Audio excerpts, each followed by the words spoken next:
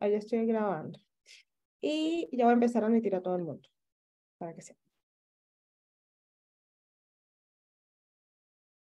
Ujú.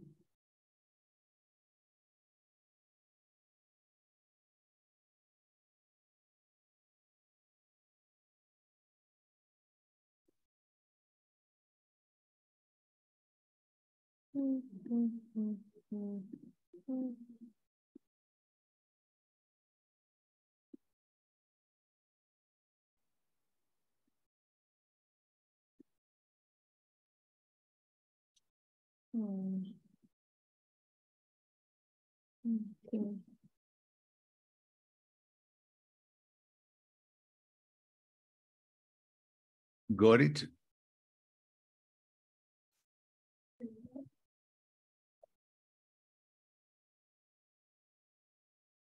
Desde el teléfono te va a hacer.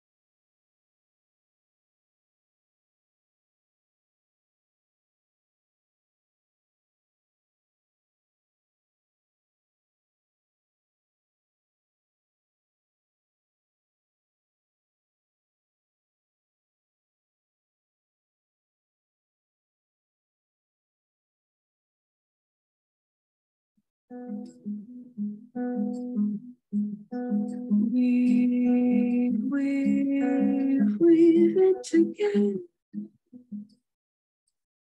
I'm sure. Giving up never.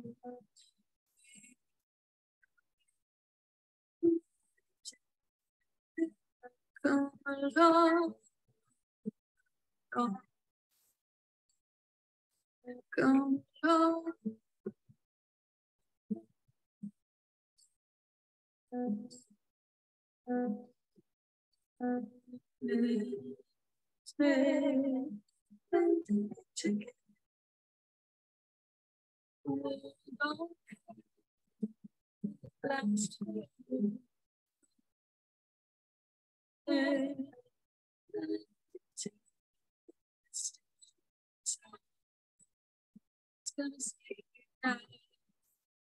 A stitch in time.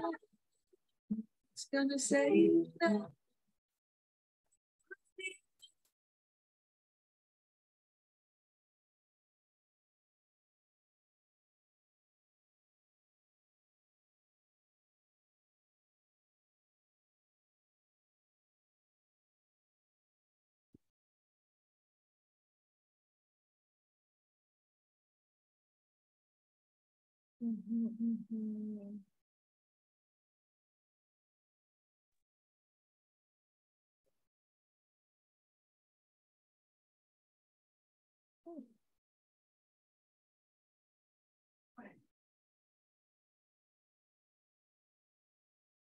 Me quedo aquí, pero no, es que no.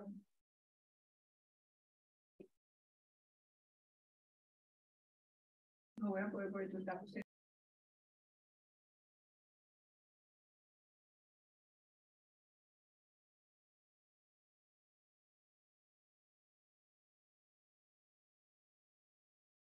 Hola, buenos días, bienvenidos a todos a nuestra sesión de bienestar, el reto de los emprendedores en América Latina, del Catalyzing Change Week, nuestra sesión del 2 de mayo, 3 p.m. CES.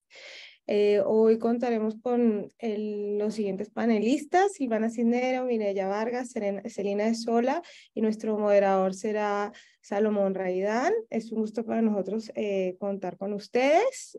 A continuación, demos 5 minutos más para que ingresen otras personas a la sesión y estaremos proyectando un video sobre el Catalyzing Change Week.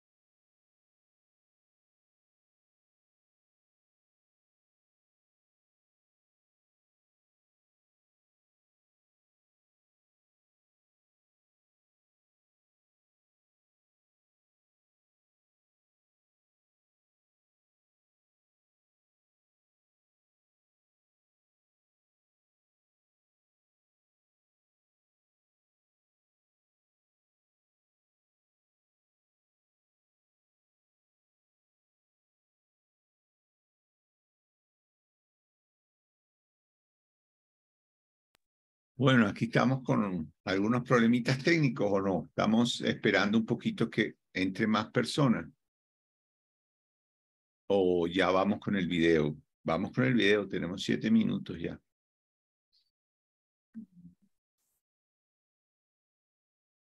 Welcome to Catalyzing Change Week.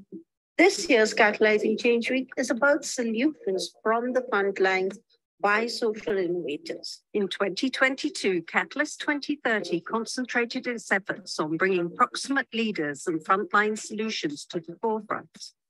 Collaborations led by members from the Global South produced groundbreaking reports on climate and transforming education, with an emphasis on offering local solutions. We continued our mission to create an enabling environment for social entrepreneurs to flourish by initiating a letter to donors, signed by more than 1,200 social entrepreneurs and innovators. The Catalyst 2030 awards ceremony was spectacular, and the awards themselves welcomed by the private sector, governments, bio and multilaterals, and donors. Catalyst 2030 as a movement is disruptive. One of the best things I think that's come out of Catalyst 2030 so far is incredible collaboration across the ecosystem that just didn't exist before Catalyst came into being. The thing I love most about Catalyst is that it's an open movement for social entrepreneurs around the world. I'd encourage anyone who's looking to be more connected with their local communities around social development goals to come along to Catalyzing Change Week. Welcome to Catalyzing Change Week. Perfecto. A continuación, entonces, iniciaremos la sesión. Le doy la palabra a nuestro moderador, Salomón Raidán. Bueno, muchísimas gracias. Muy contento de estar aquí con ustedes. Mi nombre es Salomón Raidán. Yo soy, junto con Paula, el coordinador para América Latina de Catalyst 2030. Pero además también soy fellow de Ashoka y tuve la oportunidad de participar en el primer cohort del Wellbeing Project, por lo cual es un tema que me apasiona, me interesa, me gusta muchísimo y me hace sentir muy cómodo estar entre emprendedores que se han dedicado a ese tema. Lo primero que vamos a hacer es una ronda pequeña de presentación para que las panelistas se presenten y nos cuenten un poco cómo han estado involucradas en este tema. Vamos con Mireya. Hola, buenas tardes. Mi nombre es Mireya Vargas. Soy emprendedora social desde hace mucho tiempo. Creo que movida por curiosidad e innovación, he estado como acompañando procesos de emprendimiento y desde el año 2010 empecé a trabajar en temas de well-being. Soy Ashoka Fellow desde el año 1998. En el 2010 empecé a trabajar en toda la región de Latinoamérica y muy enfocada también en la región andina. Y después en el 2016 hice con The Wellbeing Project un proceso de Inner Wellbeing, trabajando por 18 meses mi propio bienestar personal. Después quedé haciendo colaboración con ellos y en el 2019 me hice fellow de Stanford y trabajé más profundamente sobre temas de bienestar. O sea, esa es mi vocación y creo que estamos en el mejor grupo para hablar de eso precisamente. Gracias.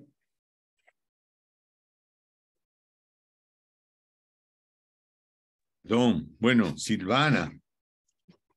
Gracias, Salomón. Gracias, Mireya. Bueno, primero que todo quiero agradecer a Catalyst por habernos invitado a este panel con dos mujeres maravillosas y súper comprometidas, y a todos los que hoy nos acompañan aquí en este conversatorio, dándole luz a este fenómeno tan importante como lo es el burnout, la salud mental y el bienestar. Mi nombre es Silvana Delfino de Cisneros. Soy egresada de la Universidad de Boston, estudié finanzas y administración. Ejercí mi carrera varios años y luego me di cuenta que mi vocación era servir y entré en el campo social. Tengo más de 15 años trabajando en el sector social, y mi interés en el tema de bienestar vino por experiencia propia. En el 2018 empecé a sentir síntomas de burnout, tanto así que tuve que parar todo lo que estaba haciendo desde mi trabajo, de mi vida laboral y mi vida personal, y empezar a entender por qué me estaba pasando lo que me estaba pasando. Y luego de varios años tratando de mezclar o combinar mi intuición con la parte de investigación y la parte de la ciencia, pues me saqué un certificado en estudios de la felicidad con el Happiness Studies Academy y tomé varios cursos entendiendo lo que significaba la ciencia del bienestar y lo que había por detrás de lo que yo estaba sintiendo. Y empecé a vivir una vida mucho más balanceada, con más propósito y más sostenible y más sana, y vi la diferencia cuando empecé a integrar estas herramientas que había aprendido en mi certificado en mi vida diaria. Cuando estaba saliendo de esta experiencia personal, conocí a Aaron y Sandrine, los fundadores del Wellbeing Project, y me enamoré del proyecto. Me arremangué las mangas y dije, ¿cómo puedo ayudar? ¿Cómo puedo servir? Y tengo 3 años ya trabajando en el proyecto, en el Wellbeing Project. Soy la líder de redes, Networks Lead, y manejo las comunidades de aprendizaje del Wellbeing Project, que es parte de nuestra misión de catalizar una cultura de bienestar para los agentes de cambio social. Una vez más, súper agradecida de estar aquí, y se lo paso a Celina. Exacto. Hola, igual súper agradecida de estar aquí. Yo estoy aquí también para aprender, porque no pudiera decir yo que en mi propia vida no soy experta en el tema de bienestar y balance y todo, pero soy emprendedora social también, y antes de emprender con 2 cofundadores trabajé en contextos de emergencia en diferentes partes del mundo en respuestas humanitarias, y para mí como que salía mucho desde hace 20 y pico de años el tema de salud mental, como que no lo priorizábamos antes. Entonces ahorita, aunque han pasado muchas cosas que han sido terribles con la pandemia, también ha elevado el tema de la salud mental y el bienestar como una prioridad. Ya lo hablamos mucho más y creo que es una gran oportunidad. Entonces, tanto profesionalmente, yo soy trabajadora social y salubrista, como personalmente, yo soy una de las fundadoras de Glasswing, y trabajamos en 10 países, en 12 países, en las Américas y el Caribe, y creo que es un tema importante que seguimos aprendiendo y viendo cómo vamos a amplificar el acceso a apoyo en salud mental y el bienestar. Y yo, como les dije, sigo aprendiendo y viendo cómo también en la vida de uno practica lo que estamos tratando de promover en la vida profesional. Mucho gusto y gusto verles a todos.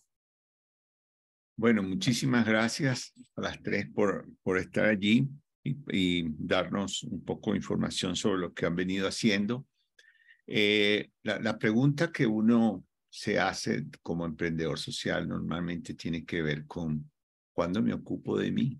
Porque no lo hacemos. Los emprendedores sociales inicialmente, y qué suerte que eso ha venido cambiando, pero lanzamos todo una idea de superhéroe, de gente que va para adelante, que tiene que pelear contra todo, llueve, truene o relampaguea, nosotros estamos allí para vencer. Y en ese camino nos olvidamos mucho de nosotros.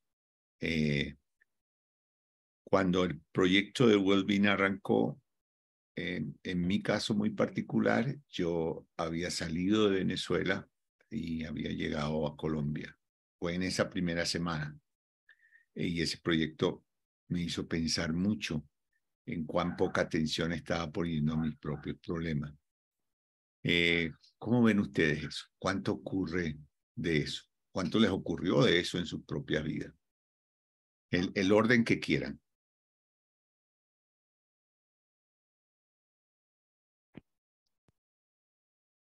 Yo puedo hablar un poquito desde el punto de vista del Wellbeing Project, de los agentes de cambio social.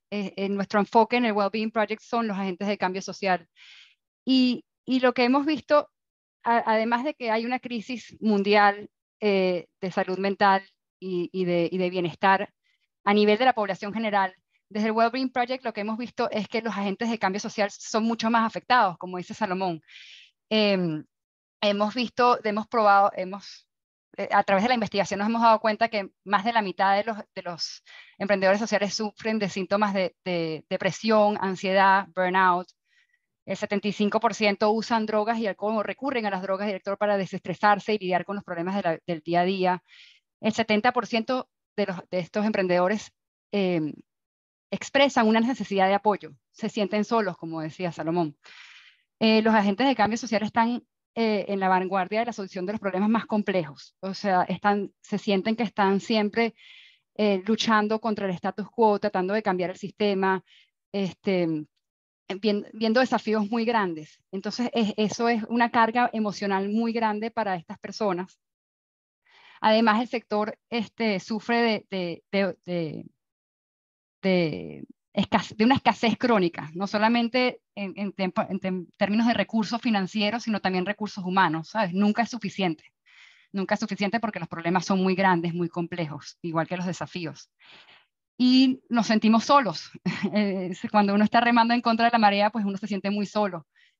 Y la cultura de sacrificio, la cultura de que ponernos nosotros después de las otras personas, no hay cultura de autocuidado.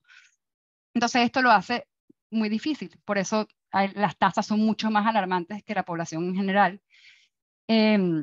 También otro fenómeno que vimos fue que los agentes de cambio social muchas veces vienen a trabajar a estos espacios porque han sufrido heridas o traumas personales, o sea, por una experiencia personal, o han visto algún familiar pasar por una experiencia negativa de injusticia, y eso los hace entrar en este campo. Entonces, eso que ya traen ellos consigo mismo, más el entorno donde están trabajando el día a día, pues se hace muy pesado y la verdad es que se ven afectados de manera psicológica muy fuerte.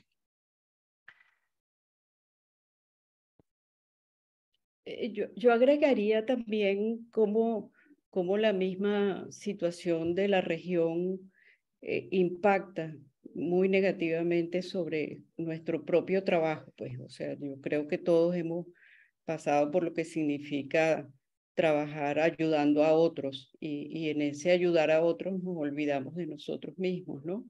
Pero es que la verdad que en la región las cifras son muy alarmantes, o sea, estamos hablando de un porcentaje muy alto de población, 64% que sufre trastornos mentales, entre los que se encuentra el Alzheimer, la demencia y la depresión, y solamente se destinan 2% de los presupuestos de los países atender esta problemática. O sea que estamos hablando de cifras muy importantes, pero también sufren trastornos afectivos como la ansiedad y de alguna manera el consumo de sustancias, que es muy alto. Estamos hablando de 73%, tasas de suicidio que superan el 5%. O sea que de alguna manera creo que es una situación del contexto de la región, pero es una situación que como señala Silvana, también afecta a los que estamos trabajando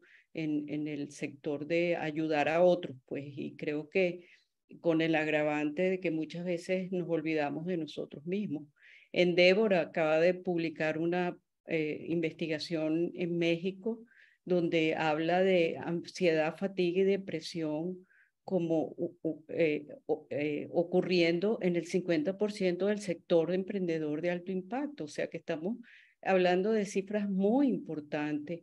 Y nosotros acabamos de terminar un estudio desde el The Wellbeing Project con el Banco Interamericano que va a ser presentado ahora en mayo, y encontramos cifras de malestar psicológico en el 72% de los entrevistados. O sea que son cifras que llaman la atención, que te dicen, este es un sector sufriente y de alguna manera con muy poca conciencia sobre el propio bienestar, y que de alguna manera también está sobrepasado, está realmente fundido por la situación y por la demanda, ¿no? Entonces, con el BIT hablábamos de el enemigo invisible, pues, o una situación que no tenemos consciente y que nos está afectando de una manera muy importante y nos aleja de esa definición de la Organización Mundial de la Salud, que dice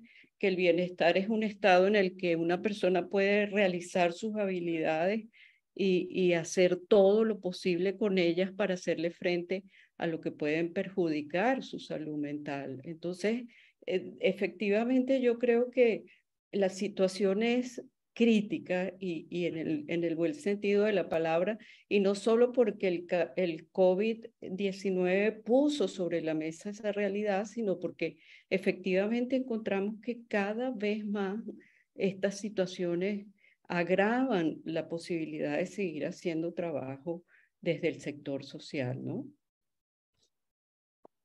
Sí, yo le sumaría a esas estadísticas que son realmente alarmantes y no las conocía yo, entonces sí me sorprende el nivel en comparación con las poblaciones o la población en general que mencionaron, pero yo creo que uno de los retos, tal vez desde mi punto de vista, no lo he investigado, más grandes es que también al ver sufrimiento humano, al ver injusticia, uno también siempre tal vez como que tiene esa perspectiva de ver tanto sufrimiento que no necesariamente como emprendedor social una persona no busca apoyo. Entonces no busca ayuda o no sabe o no la busca porque siente que hay otras personas que tienen más necesidad o están en situaciones más críticas. Entonces creo que está el reto de que tal vez no hay acceso, pero por otro lado también no lo buscamos. Entonces,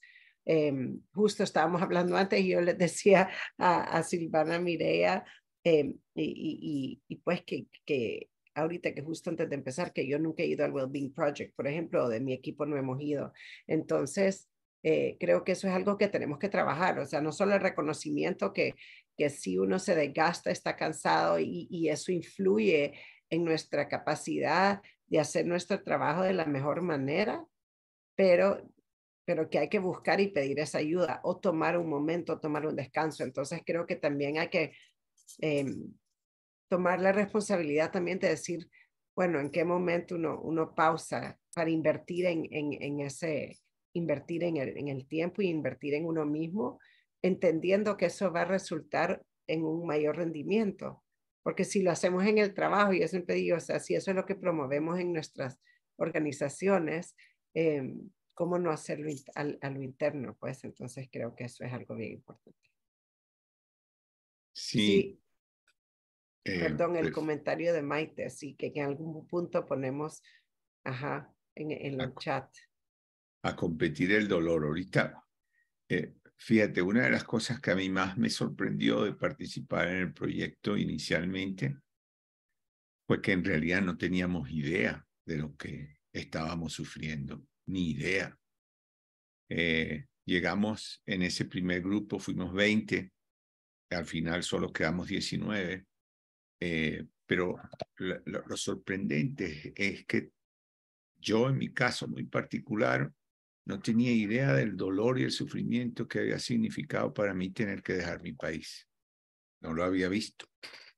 Y como uno está allí, en ese empuje, a pelear, a luchar, no se da cuenta lo terriblemente triste que puede ser eso. Y así como otros compañeros, gente que estaba trabajando en cárcel, por ejemplo. Yo he trabajado en cárcel y sé lo duro que es la realidad de trabajar en cárcel. Y no tener el tiempo de reflexionar y pensar un poco y no darnos cuenta es peligroso. Ahora, tal vez de las frustraciones más grandes, y me encantaría que lo comentaran, es que pese a haber pasado tanto tiempo en ese proyecto, yo en particular no logré transferir eso, sí a mi vida personal, no a mi organización. ¿Cómo lo ven?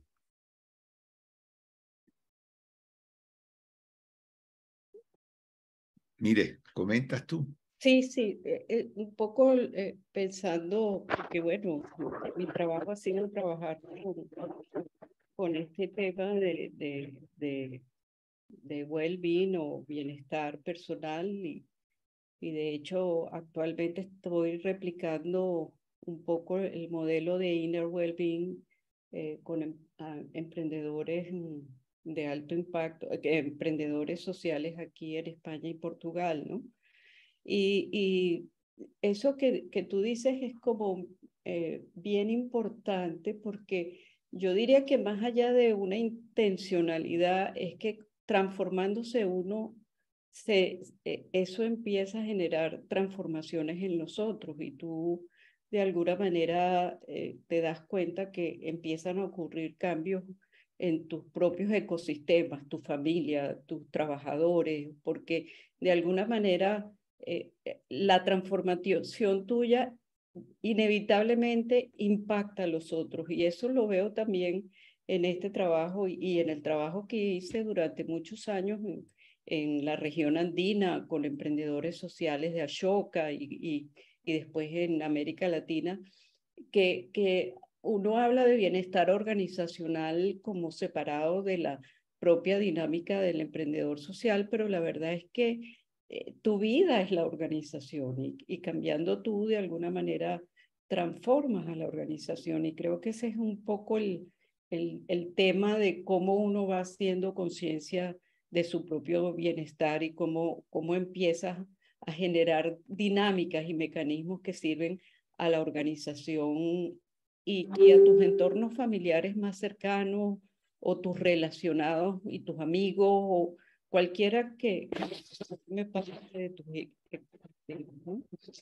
Lo que sí creo que ha sido interesante es que eso que permea de uno, cuando uno piensa en las propias organizaciones, uno debería como tratar de organizar eso en ciertas temáticas, ¿no? O sea, si yo pienso en la transformación de mis equipos de trabajo o en mi familia, yo quisiera como saber que hay áreas en las cuales yo puedo tocar algunos aspectos de su bienestar, ¿no?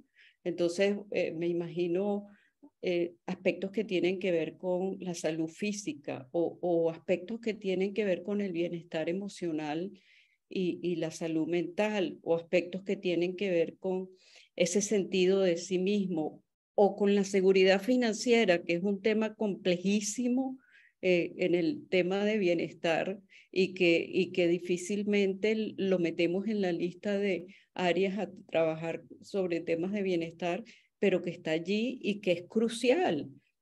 Igual que puede ser el tema de espiritualidad y religiosidad, que es cómo de alguna manera vives tú esa conexión con la trascendente o el ámbito de tus relaciones. O sea, lo que yo digo es que cuando uno piensa en el propio bienestar, uno por supuesto trabaja para alcanzar mayores niveles de conciencia, por una parte, y por otra parte, para lograr una mayor conexión emocional con tu vida interior, con tus emociones.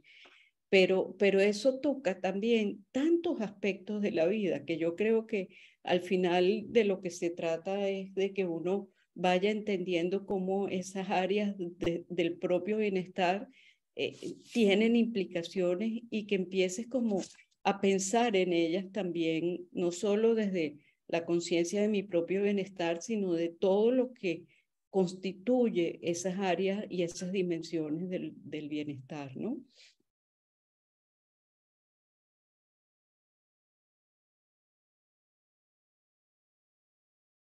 Sí, yo estoy de acuerdo con Mireya 100%. Nosotros hemos visto mucho ese link entre o el proceso, ¿no? De los diferentes niveles, ¿no? Empieza con lo individual, pero vemos que o sea, sí o sí se afecta sin mucho esfuerzo, se afecta el nivel familiar, el nivel de comunidad.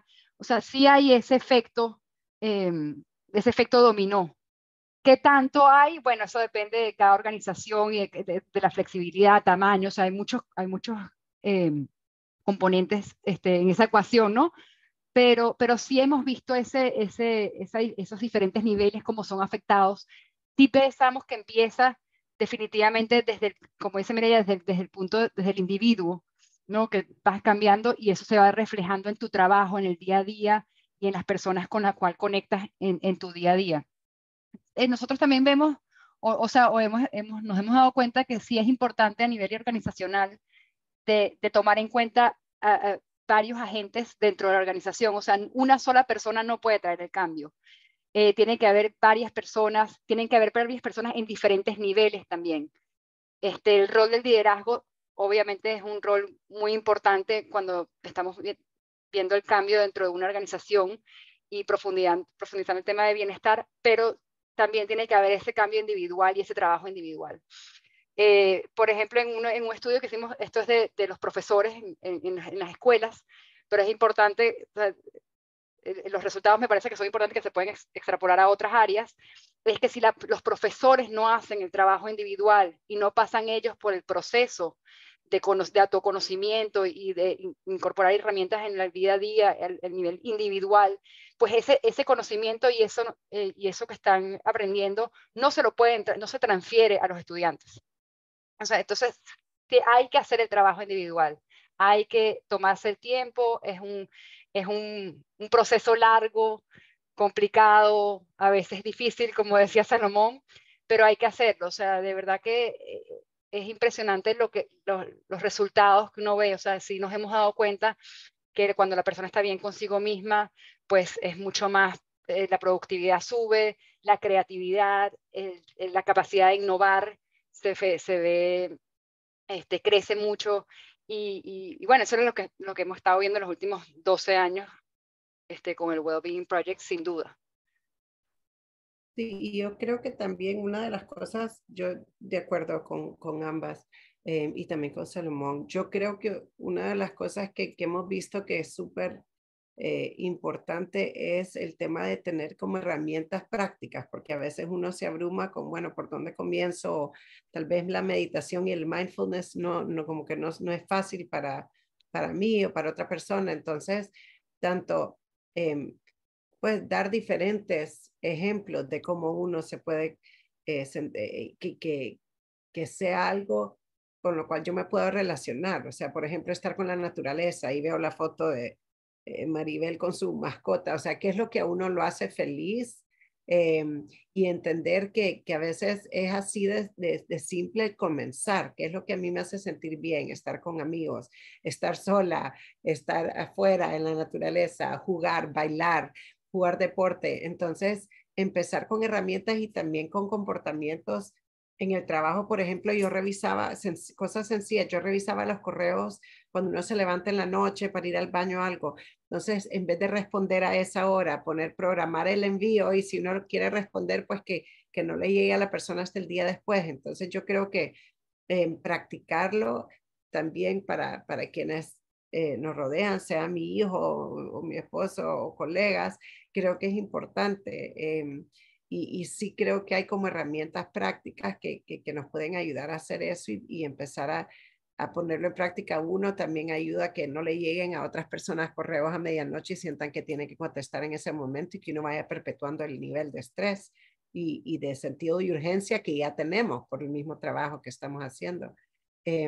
Y por las condiciones en las cuales están viviendo las personas, que al final creo que eso es lo que más nos motiva, pero también nos mantiene en movimiento. Y lo otro que dijo Silvana, que creo que vale la pena recalcar, es que uno no puede vertir de un vaso vacío. Entonces, el tema del autocuido en todos los contextos, estamos trabajando mucho con servidores públicos en sectores educativos, de salud, y al entrar con el tema de autocuidado, antes de entrar con el tema de servicios informados en trauma, por ejemplo, es fundamental uno entender cómo poder nivelar su propio estado de ánimo, apoyarse a sí mismo también, buscar apoyo para poder dar un servicio al público con más calidez y tener la energía para hacerlo. Entonces creo que van de la mano definitivamente el tema de autocuidado y también entender que a veces nos comportamos de una manera, pero nuestro comportamiento no nos define en ese momento. O sea, separar algo que tal vez, algún comportamiento que hemos tenido de quién somos como personas. Perfecto. Mira, Maite pregunta allí, para ustedes, ¿qué lugar tienen los otros? Formar comunidad, grupo, tribu, en el proceso de mejorar el bienestar de los agentes de cambio. ¿Quién nos comenta?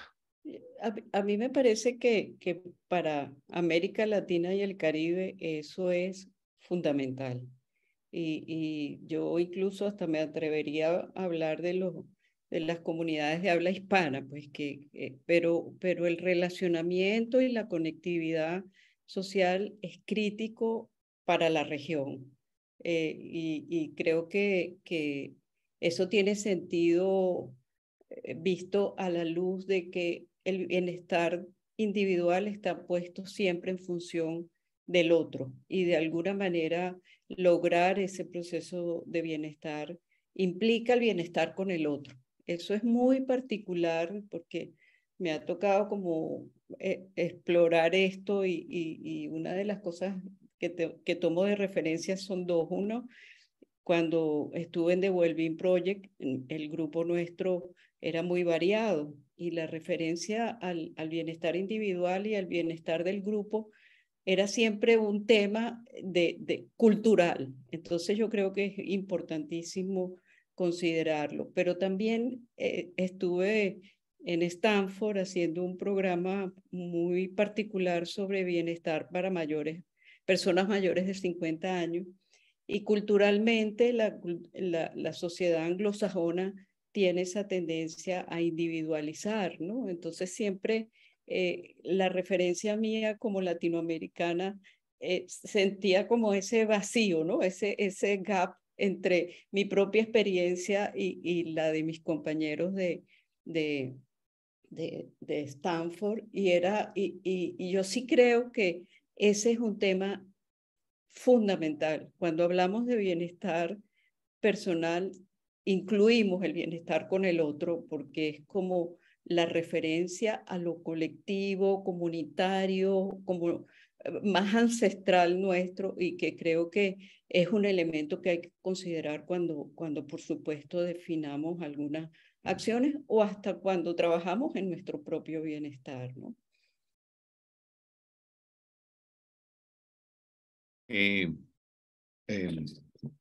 René Salomón comenta un poco de experiencias de cambios que se hayan visto. Yo lo hago desde lo personal. Vi cambios importantes, la aceptación de vivir fuera del país después del proceso del Wellbeing fue mucho más fácil. Creo que sin eso me hubiera costado muchísimo más. Pero también vi otros casos que obviamente son confidenciales y no diré, pero gente que la vi transformar su vida en ese proceso de forma radical. Realmente de forma absolutamente profunda, gente que ni siquiera estaba consciente de los niveles de infelicidad que tenía, de dolor, de sufrimiento. Y luego de ese proceso los vi realmente aparecer de forma muy distinta. Mira, hay una cosa que me van a permitir, porque veo gente, Mauricio, René, Simón, estamos un poco como... ¿Ustedes han encontrado diferencias en la aproximación a este tema desde el lado masculino y el lado femenino?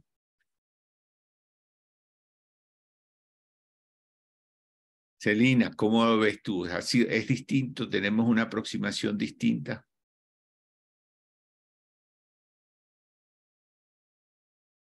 No me Andrés, gusta que mucho está allí, generalizar, pero sí. que es médico también. Andrés, que está allí también. Sí, ¿qué piensan ustedes? Yo creo que depende del contexto y la persona, pero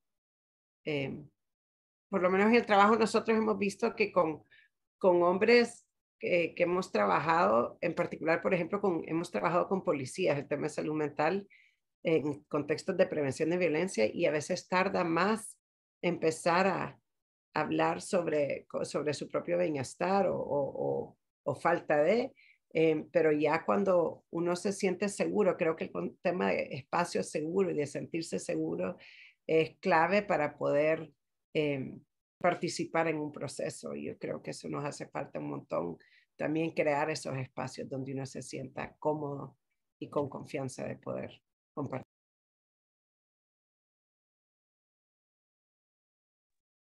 Susana, Mireya, ¿hay alguna diferencia en lo que han estudiado? ¿Tenemos una manera distinta de aproximarnos al problema? Creo que Mauricio quiere hablar antes y después seguimos nosotras. Mauricio. Mauricio, a ver, levantó la mano. Ah, perdón. No, listo, dígame. Iba a escribir. Creo que sí hay una diferencia entre varones y mujeres, sobre todo en el ámbito latinoamericano. Por lo mismo que hemos sido formados cerradamente en forma diferente, y como que en el caso del varón tendemos más a callarnos todas las cosas, no a compartirlas y a asumir que tenemos la responsabilidad de resolverlas en forma aislada y totalmente, en una forma totalmente independiente, cosa que nos cuesta mucho el poder hablarlo, el poder buscar alternativas de solución, el poder escuchar, porque eso como que nos pega en la formación, repito, errada que hemos tenido, que es la de que si pedimos ayuda implica debilidad. Y eso nos afecta en todo, o sea, inclusive en los emprendedores sociales. Una de las cosas que yo postulo, por ejemplo, que tenemos que aprender es salir del ecosistema para aprender a estar en el ecosistema. Y creo que eso, si bien no es exclusivo para los varones, sí nos pega mucho más a nosotros. Y en esto de la salud y de todo el bienestar en general, como que cargamos muchas responsabilidades sobre nuestras espaldas que en realidad deberíamos de hacerlos en una responsabilidad compartida. Y creo que eso nos ayudaría muchísimo a encontrar mejores y mayores soluciones. Pero tenemos una carga cultural muy fuerte, o sea, y de educación. No sé si en las nuevas generaciones todavía se mantiene eso, pero creo que por lo menos en los de cierta generación, pues sí los cargamos fuerte. Gracias, Mauricio. Simón, interesante el tema, dice Simón, y critica la necesidad de reconocerlo. Me pregunto qué tanto tiene que hacer con los niveles de aislamiento entre el emprendedor y los mismos de su organización. Creo que la permeabilidad emocional bidireccional, y perdonen el término, dice Simón, el compartir abiertamente los logros y los éxitos como las dificultades. ¿Qué opinan? ¿Eso es verdad? ¿Los líderes asumen liderazgos y pues todo ese proceso complicado, doloroso, de carga, generalmente no siempre, o no generalmente, pues muchas veces no lo comparte con sus equipos? ¿Es eso lo que querías más o menos decir, Simón? No estoy seguro si interpreté bien. ¿Aló? ¿Me escuchan? Sí, más o menos eso es, que hay algunos pequeños cambios que hiciste en la lectura, pero sí, esencialmente es eso. Yo siento, no sé, es posible que yo tenga algo de marciano, ¿no? En mis prácticas cotidianas. Yo siempre sentí la necesidad de compartir todo y hacerlo con una absoluta transparencia, compartir los éxitos, pero así totalmente, pero también las dificultades, compartir con mi equipo esas angustias y que ellos fueran parte de eso. No es sentirme yo en una especie de capacidad de eso, de manejarlo todo, porque sí, es verdad que se pasan tiempos difíciles y de alguna manera es compartirlo todo, no solamente visiones, no solamente logros, sino también dificultades, todo. Y siento que el emprendedor realmente no tiene a más nadie a quien acudir, sino a esas personas que están tan involucradas y tan interesadas en el éxito colectivo como el emprendedor. Entonces, hagámoslo. Y obvio que uno tiene que estar preparado también, y eso es algo que practicábamos mucho en Eureka, a compartir también las dificultades individuales de cada miembro del equipo. Nosotros tuvimos casos terribles de situaciones problemáticas de nuestros colaboradores que las compartimos y las asumimos todos con la misma, bueno, en comunidad, si se quiere. Entonces yo siento que ser capaces de vivir realmente ese tipo de relación entre todos los integrantes de la organización. ¿Qué opinan? Mireya. Sí. Mireya. No, tú? Silvana, dale. No, yo iba a decir que si eres bastante marciano. O sea, no es el común denominador lo que está, lamentablemente, ¿no? O sea, creo que la vulnerabilidad desde el liderazgo es algo muy importante que no se ve, no es algo común para nada. Creo que la parte, o sea, voy a volver un poquito más hacia las comunidades, el tema de la importancia de las relaciones, creo que es muy importante. Ya se ha comprobado y han habido muchas investigaciones justamente de los beneficios de las relaciones, ¿no? De hecho, hubo un estudio que se hizo hace poco que dice que las relaciones son más importantes, tienen más beneficios que la meditación a nivel psicológico. O sea, que de verdad que sí, como dice, y en Latinoamérica aún más, porque venimos de esos núcleos familiares y esas comunidades, ¿no? Inclusive que el ejercicio. Sí, impresionante. O sea, de verdad que es un determinante de salud mental y bienestar muy, muy importante que a veces lo dejamos ir y culturalmente en los últimos años creo que es un tema de los anglosajones, pero también es un tema de la modernidad, ¿no? El tema de poner a los individuos como prioridad y no como la comunidad. Creo que en el tema laboral, el tema de liderazgo es muy importante. Como digo yo, el cambio viene desde todos los niveles, pero tener un espacio seguro donde las personas puedan expresar, puedan sentirse que pueden ser vulnerables, hombres o mujeres. O sea, eso es muy importante. Y eso tiene que venir desde todos los niveles, pero el líder tiene que ser el ejemplo, ¿no? Que él quiere ver.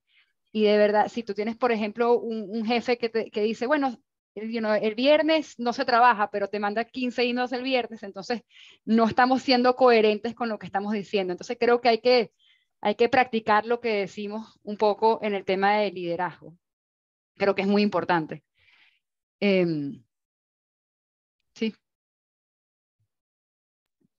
No sé, mira, sí, que quizás simplemente como pensando en las cifras y yo sí creo que hay maneras diferentes de estar impactados por el tema de la salud mental y el bienestar. En este estudio que les compartía el de Endeavor o el mismo del BID y de Wellbeing Project, un 67% de las mujeres tiene malestar psicológico y de alguna manera sufre ansiedad, fatiga o depresión. O sea, los porcentajes son realmente importantes en el caso de las mujeres, pero los hombres están más propensos al burnout, o sea, sufren más por en los espacios de trabajo.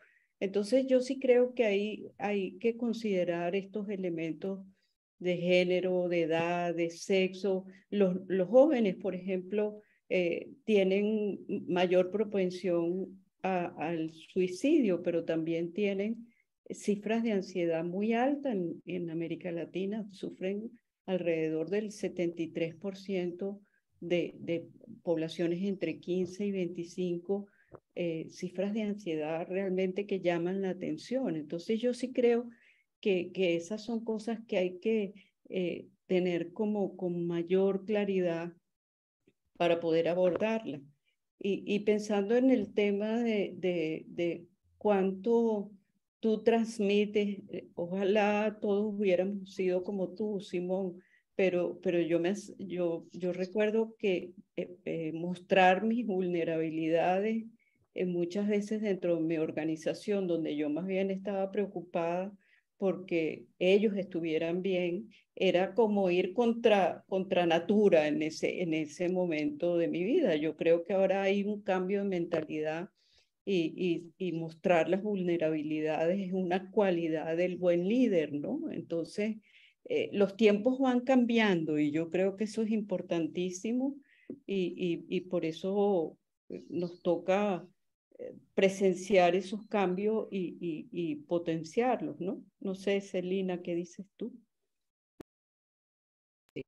Sí, no, yo estoy de acuerdo con todo lo que estás diciendo. Yo también creo que es súper importante pensar en el colectivo, no solo fuera de nuestras organizaciones, pero también dentro, definitivamente, y pensar cómo desarrollar y ver cómo cada uno y cada una fortalecemos los equipos y también buscar ese apoyo internamente, porque estamos como que viviendo lo mismo, por lo menos a través del trabajo, no en nuestras vidas personales, pero tenemos como que un compromiso compartido, pero también un desgaste compartido. Entonces sí creo que ahí viene a lo que mencionaba antes, Maite, que creo que salió, que es qué rol tiene el colectivo en todo este proceso. Y indudablemente para emprendedores sociales, irónicamente ese aislamiento es súper común, como decían ustedes, tú y Silvana, y yo creo que hay que ser más propositivos en tratar, aunque nos sintamos desgastados, tratar de fomentar ese apoyo colectivo y el trabajo colectivo con relación a los temas de estrés, del burnout y de todo lo que enfrentamos como equipos laborales en este sector. Sí, bueno, de algún modo René también nos habla de que en la práctica uno comparte los éxitos y las dificultades, pero en algún momento uno debe proteger a los más vulnerables. Sería interesante discutir eso porque quizás los más vulnerables somos nosotros. ¿Qué opinan?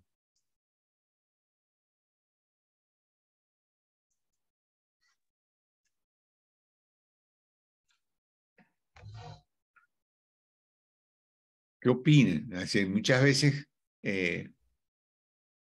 no nos damos cuenta que los vulnerables, cuando uno, hay una frase que a mí me me hizo pensar mucho una vez. Dice, detrás de un rico hay un demonio, pero detrás de un pobre hay dos, como una manera de decir, cuando tratamos la pobreza, por ejemplo, no entendemos todas las cosas que pueden haber detrás, o sea, toda la complejidad para nosotros como individuos que puede haber detrás de tratar con la pobreza.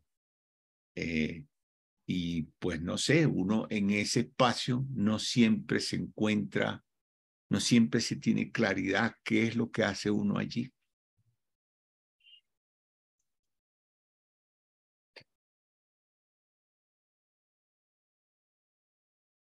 Esto de este bichito. Bueno, no sé, creo que nadie quiso comentar más. Nos queda poco. Mire y Silvana, está el tema del foro o del summit que va a haber en Colombia, en el cual va a ser para toda América Latina. Si nos comentan un poco de eso. Mira, yo creo que, gracias, Salomón, yo creo que justamente hablando de este tema de lo que es la comunidad y de llegar a hacer las cosas juntos, nosotros el año pasado hicimos un summit, un foro de bienestar, el primer summit que se hacía de bienestar en Bilbao, donde reunimos a 1000 personas, 1000 agentes de cambio de todos los sectores, desde corporativo, social, público, con la idea de conectar y profundizar en el tema, conectar a los agentes de cambio y profundizar en el tema de bienestar. Esto lo hicimos a través de un lente de arte y cultura. Vimos el arte como un lenguaje universal que nos unía a todos.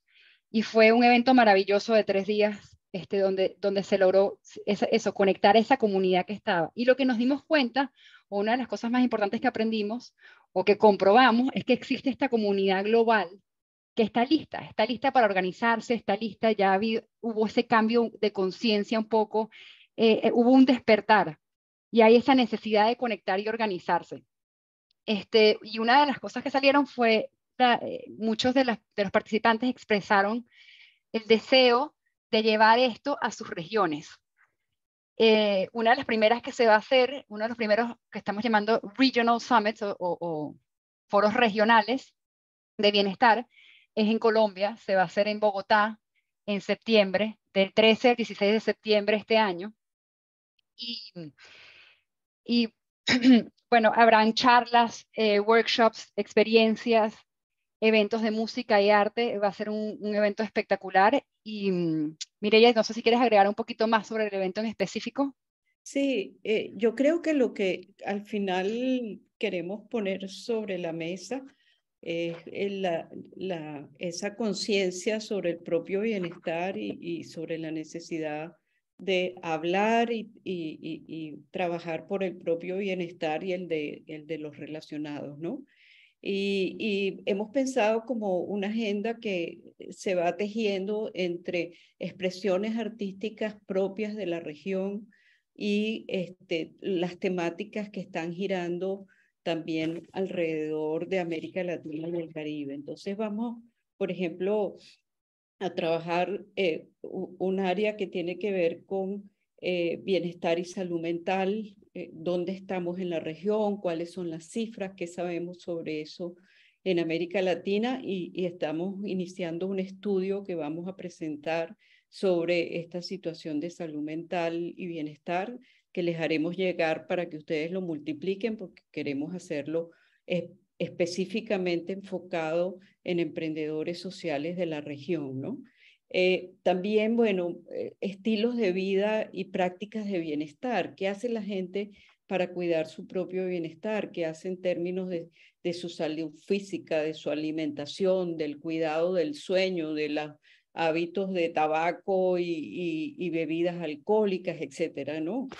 Un poco las prácticas. Y después hay otro bloque muy importante relacionado con el bienestar emocional. Y allí vamos a trabajar no solo las tendencias que se están trabajando, sino todo lo que tiene que ver con duelo migratorio, todo lo que tiene que ver con trauma intergeneracional y con procesos terapéuticos. O sea que vamos a meter la mirada en la región, el foco en la región, entendiendo como, por ejemplo, el duelo migratorio que Salomón ha mencionado 2 veces en sus intervenciones, como lo afectó, es un problema importantísimo cuando hablamos de temas de salud mental. Pero también vamos a trabajar temas de rituales y espiritualidad. Las prácticas ancestrales en la región son riquísimas, variadísimas, y hay muchas prácticas de espiritualidad y prácticas ancestrales que están allí y que queremos conocer, que queremos participar. También hay un trabajo importantísimo alrededor del bienestar de las organizaciones y los equipos de trabajo. Eso que ustedes han estado mencionando hacia adentro, mirando hacia adentro de las propias organizaciones o de otras organizaciones, cómo vemos el tema de bienestar y equipos de trabajo.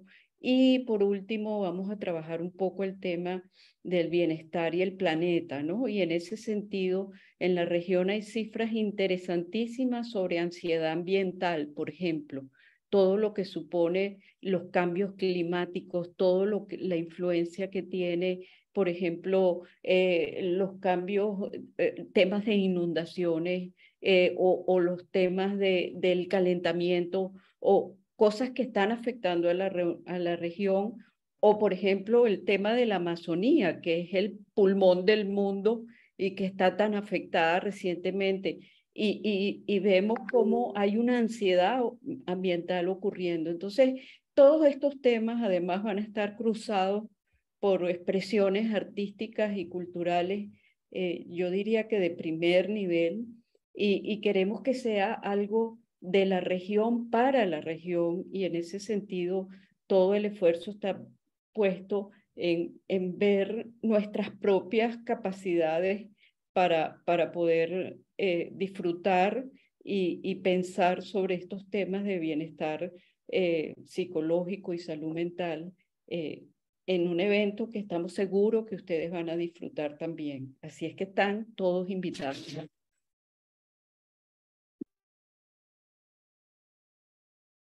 Ya no quería darme el micrófono. Bueno, muchísimas gracias. La verdad es que creo que ese summit va a ser interesante. Hagamos un esfuerzo por poder estar. No me resta más que darle las gracias a todos los que participaron, en especial a nuestras 3 expositoras. Y bueno, creo que este va a ser un tema central por muchos años. Hay temas que se vuelven tendencia.